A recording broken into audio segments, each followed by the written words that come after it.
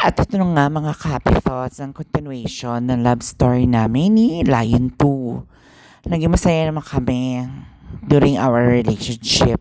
Lagi niya ako sinusundo, tatambay kami sa pilahan ng tricycle. Tapos, ihatid niya ako pa uwi pag mag-uuban na gana. Kasi uwi na siya. Usong-uso nun dati yung sayawan sa court ng barangay. Susunduin niya ako, tapos pupunta kami sa sayawan, sa atin niya ako pa uwi. Hanggang sa dumating yung point na nakakilala ako ng mga bagong barkada. Mga girls din. Tapos, nagtatrabaho sila sa club. Isa sa mga girls, nagkagusto kay Lion 2. Kunyari, nagpaturong maneho ng tricycle.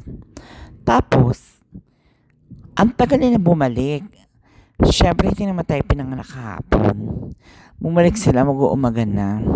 Siyempre, masama na yung tanda ko. Sabi ni Lion 2, wala naman nangyari sa amin. Nagpaturo lang siya magmotor.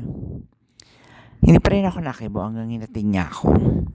Sa sobrang sama ng loob ko, sumama ako sa mga kaibigan kong girls na magtrabaho sa club sa pinakamalayong bayan ng Infanta, Quezon. Ganon din sa Real at saka sa Dinahican. So nagstay kami doon 1 week. Nag-bar girl din ako. Excited pa ako nung umuwi kasi sabi ko baka napatawad ko na siya. Pagbalik ko, una ko kagad siyang hinanap. Pagpunta ko doon sa sayawan, nilipitan kagad ako ni Lion 2. Sabi niya, miss na niya daw ako. Tapos, maya-maya, dumating itong girl na nagpaturo sa kanya ng magmotor. Biniro ko.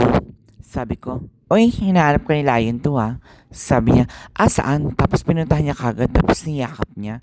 Ito naman sa Lion 2, siniko kagad yung girl. Tapos umiwa. Dito na lang ako magpa-plato pa. Hindi. Walang kalaban. True. Parang feeling ko siya talaga yung ano. Mia. Ano ba? Ikaw naman. Ay, sige, kuha na.